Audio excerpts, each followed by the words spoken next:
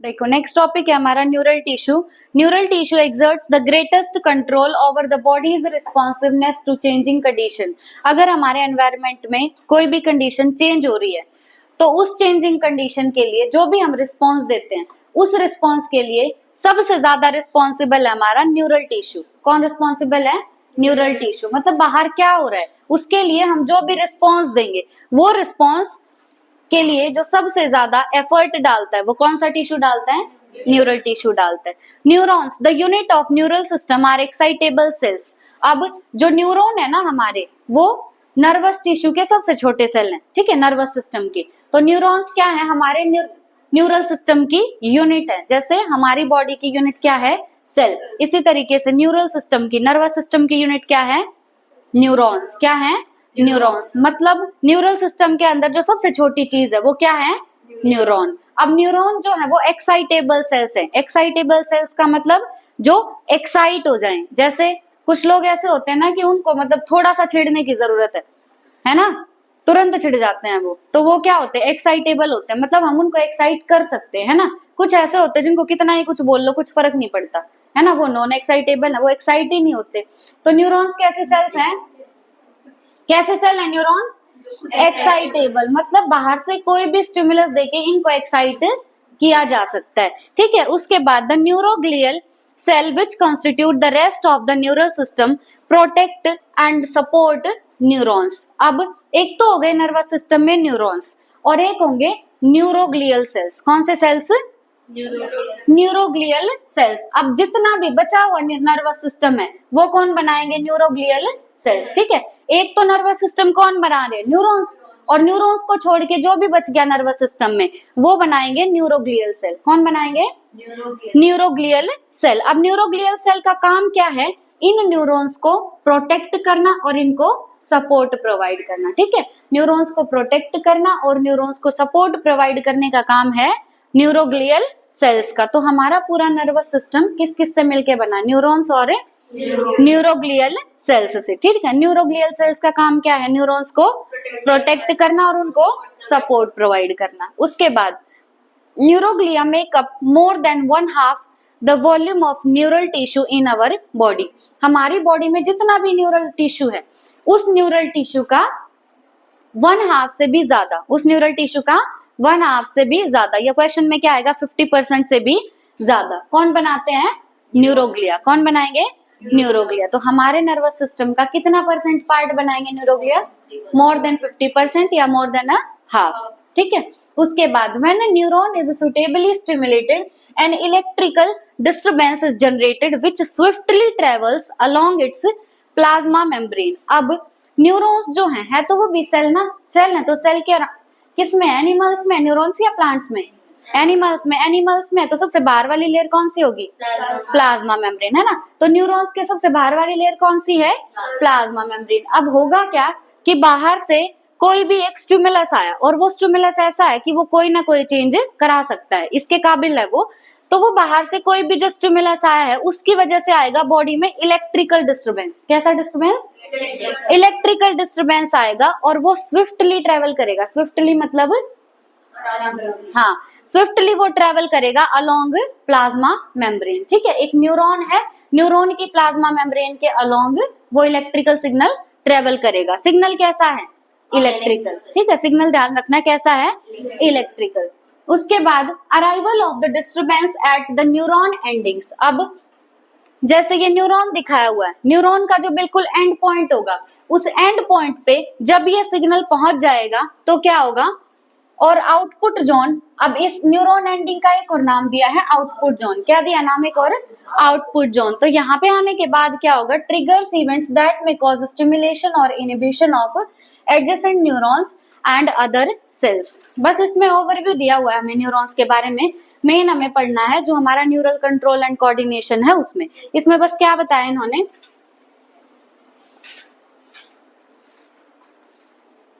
Pen है हमारे पास?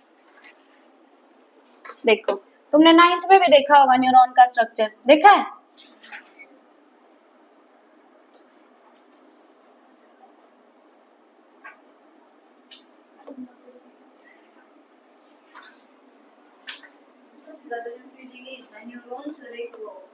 देखो थोड़ा सा गंदा सा बनाया है, देखो बस इतना समझो तुम कि ये हमारा न्यूरॉन है, ठीक है। अब न्यूरॉन का यहाँ बस हमें क्या जानना है कि ये है इस न्यूरॉन की एंडिंग, क्या है एंडिंग, इसको नर्व एंडिंग बोलते हैं, क्या बोलते हैं नर्व एंडिंग, ठीक है। अब नर्व एंडिंग बोलेंगे इसको या बोलेंगे आउटपुट जोन, एक और नाम क्या है आउटपुट जोन, ठीक है। अब सिग्नल रिसीव करने का काम होता है यहाँ का, ये डेंड्राइट्स है यहाँ पे, यहाँ से क्या होगा सिग्नल रिसीव होगा, क्या रिसीव हुआ सिग्नल, सिग्नल भी कैसा है इलेक्ट्रिकल सिग्नल, ठीक है। अब इलेक्ट्रिकल सिग्नल आया, अब इसी न्यूरॉन के साथ अटैच्ड होता है नीचे एक और न्यूरॉन, ठीक है, नीचे क्या है इसके साथ एक और न्यूरॉन अटैच है। तो यहाँ पे सिग्नल आया, सिग्नल लास्ट में कहाँ तक पहुंचेगा नर्व एंडिंग या आउटपुट जोन तक। उसके बाद अब ये सिग्नल डिसाइड करेगा, बाहर से कैसा सिग्नल आया है वो डिसाइड करेगा कि उसको अपने आसपास वाले न्यूरॉन को एक्साइट करना है या एक्साइट नहीं करना, ठीक है। ये आगे जाके तब डिसाइड होगा कि इसको एक्साइट करना है या एक्साइट नहीं करना। बस लास्ट वाली लाइन में यही बताया गया है कि अगला जो न्यूरॉन है उसको स्टिमुलेट करना है या इनहिबिट करना है, मतलब बॉडी में कोई काम बंद था उस काम को चालू करना है या कोई काम चल रहा था उस काम को बंद करना है, ये डिसाइड किया जाएगा सिग्नल को भेज के, ठीक है। अब ये जो सिग्नल है ये दूसरे न्यूरॉन्स तक भी पहुंचा सकता है या बॉडी के दूसरे सेल्स तक भी पहुंचा सकता है, ठीक है। बस एक बार इसके डायग्राम देख लेते हैं। ये देखो न्यूरल टिश्यू किस किस से बना हुआ है न्यूरॉन और न्यूरोग्लिया से, है ना। अब देखो ये वाला जो पार्ट है, जो स्टॉक अभी भी बनाई थी ना मैंने पीछे, जो लंबी स्टॉक बनाई थी उसको बोलते हैं एक्सोन, क्या बोलते हैं एक्सोन, ठीक है। जो बीच वाला सेंट्रल पार्ट है इसको बोलते हैं सेल बॉडी, इसको क्या बोलेंगे सेल बॉडी, और सेल बॉडी में न्यूक्लियस प्रेजेंट है।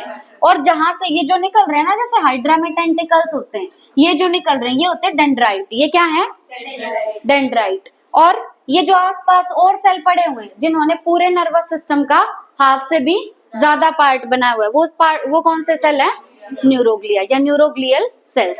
तो क्या क्या नर्वस सिस्टम में जो लंबी स्टॉक है न्यूरॉन की, इस लंबी स्टॉक को बोलेंगे एक्सोन। बीच वाला जो पार्ट है वो सेल बॉडी या साइटोन, सेल बॉडी या साइटोन, और उससे क्या निकल रहे हैं डेंड्राइट्स, और न्यूक्लियस है या नहीं है, ठीक है। और इसके बाहर ये कौन से सेल प्रेजेंट है neuroglial sales. Neuroglial sales nervous system का कितना पार्ट बना है से भी ज्यादा, ठीक है, हाफ से भी ज्यादा। अब ये बताओ ये मसल स्ट्रेटेड है या नॉन स्ट्रेटेड स्ट्रेटेड है, वॉलंटरी है इनवॉलंटरी वॉलंटरी है। मसल का नाम स्केलेटल मसल, ठीक है। ये जो ऐसे स्ट्रिप्स है ना ये है स्ट्रेशंस, और ये क्या है यहाँ पे इसका न्यूक्लियस, ठीक है। तो ये न्यूक्लिएटेड है या इन्यूक्लिएटेड न्यूक्लिएटेड है, ठीक है। उसके बाद नेक्स्ट मसल एंड कैसे थे इनके टेपरिंग, या एक और नाम था फ्यूजिफॉर्म, ठीक है। मसल स्ट्रेटेड या नॉन स्ट्रेटेड नॉन स्ट्रेटेड है, वॉलंटरी या इनवॉलंटरी इनवॉलंटरी, ठीक है। ये क्या है इसका न्यूक्लियस है, ठीक है। स्मूथ मसल फाइबर है,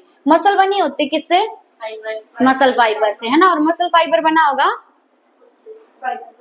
फिब्रिल, मसल फाइबर बना होगा फिब्रिल से, और उसको बोलेंगे मायोफिब्रिल, क्या बोलेंगे मायोफिब्रिल। मसल बनी है मसल फाइबर से, मसल फाइबर बना है मायोफिब्रिल से, ठीक है। ये कौन सी मसल है स्मूथ मसल। अब अगली मसल में स्ट्रेशंस प्रेजेंट है, स्ट्रेटेड है, और ये थी नॉन स्ट्रेटेड। ये वॉलंटरी या इनवॉलंटरी इनवॉलंटरी, कहाँ पे होगी हार्ट में होगी, ठीक है, कार्डियक मसल, है ना।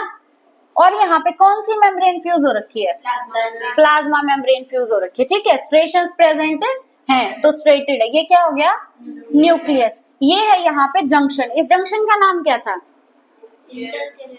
इंटरकैलेटेड जंक्शन या कम्युनिकेशन जंक्शन। इंटरकैलेटेड डिस्क बोलेंगे या इसको कम्युनिकेशन जंक्शन बोलेंगे। ये मसल कौन सी स्केलेटल मसल, ये स्मूथ मसल, ये कार्डियक मसल। कार्डियक मसल कहाँ होती है हार्ट में होगी, ठीक है। जिस सेल से मिलके कार्टिलेज बना होता है उस सेल का नाम कॉन्ड्रोसाइट। तो ये सेल कौन सा है कॉन्ड्रोसाइट, कार्टिलेज सेल। और यहाँ फाइबर कौन से हैं कोलेजन फाइबर। बोन के सेल को क्या बोलते हैं ओस्टियोसाइट, ठीक है। उसके बाद ये कौन से हैं ब्लड सेल, ब्लड सेल में ये आरबीसी, ये प्लेटलेट्स, ये डब्ल्यूबीसी। ये डब्ल्यूबीसी भी कौन कौन से ये ब्लड वाले चैप्टर में पढ़ेंगे अलग अलग। तो कौन सा है इसमें फाइबर्स पैरेलली अरेंज्ड है ना, तो ये कौन सा होगा? Dense regular. ये फाइबर कौन से हैं? Collagen fibre. और ये क्या है? बंडल्स थे, फाइबर्स ने बंडल बना लिए थे और इन बंडल्स के पैरेलली प्रेजेंट थे कोलेजन फाइबर। ये भी क्या है? Collagen fibre. पर इरेगुलर अरेंजमेंट है, तो ये है डेंस इरेगुलर कनेक्टिव टिश्यू। ठीक है, उसके बाद ये देखो, ये है loose connective tissue. Loose connective tissue के दो एग्जांपल देखे थे। पहला एग्जांपल एरियोलर, दूसरा एडिपोज। एरियोलर कहाँ पे होगा? Beneath the skin. अब देखो, एरियोलर में हमने तीन चीजें देखी थी, एक तो मैक्रोफेज, एक फाइब्रोब्लास्ट और एक कोलेजन फाइबर। तो लेबलिंग बहुत अच्छे से याद रखना। ये क्या है? कोलेजन फाइबर, ये फाइब्रोब्लास्ट और ये मैक्रोफेज। ठीक है, उसके बाद ये देखो एडिपोज टिश्यू, इसकी लेबलिंग सबसे ज्यादा आती है पेपर में। अब ये क्या है? Fat storage area. जितने भी न्यूट्रिएंट्स हम एक्स्ट्रा ले रहे बॉडी में, वो किस में कन्वर्ट हो जाएंगे? फैट में कन्वर्ट हो जाएंगे। तो ये फैट स्टोरेज एरिया, ये सेल है ना एडिपोज टिश्यू का, इस सेल का ये क्या है? न्यूक्लियस। ये इसकी प्लाज्मा मेम्ब्रेन। ठीक है, लेबलिंग बहुत अच्छे से ध्यान रखना इसकी। ये देखो, ये कौन सा? Compound epithelium. कंपाउंड एपिथेलियम में एक लेयर होगी या एक से ज्यादा? एक से ज्यादा। तो मल्टी लेयर देख के समझ जाना कौन सा एपिथेलियम है, कंपाउंड एपिथेलियम है। ठीक है, उसके बाद ग्लैंडुलर एपिथेलियम, ये क्या थी? स्पेशलाइज्ड एपिथेलियम थी। तो ग्लैंडुलर एपिथेलियम दो टाइप की थी, एक यूनिसेलुलर और एक मल्टी सेलुलर। यूनिसेलुलर में क्या है? Unicellular gland. ये क्या दिखाया हुआ है? Unicellular gland. और ये क्या दिखाया हुआ है? Multi cellular gland. यूनिसेलुलर का एग्जांपल याद है? Goblet cells. गॉबलेट सेल्स क्या सिक्रीट करते हैं? बताया मैंने, म्यूकस सिक्रीट करते हैं। गॉबलेट सेल्स क्या सिक्रीट करते हैं? म्यूकस। और ये कौन सा ग्लैंड है? Multi cellular. मल्टी सेलुलर का भी बताया था एग्जांपल, सलाइवरी ग्लैंड। दिख रहा है ना ये सलाइवरी ग्लैंड जैसा? मल्टी सेलुलर ग्लैंड कौन सा? Salivary gland. ठीक है, ग्लैंडुलर एपिथेलियम होती है इनमें। उसके बाद ये है फ्लैटेंड सेल, है ना? कौन सा एपिथेलियम?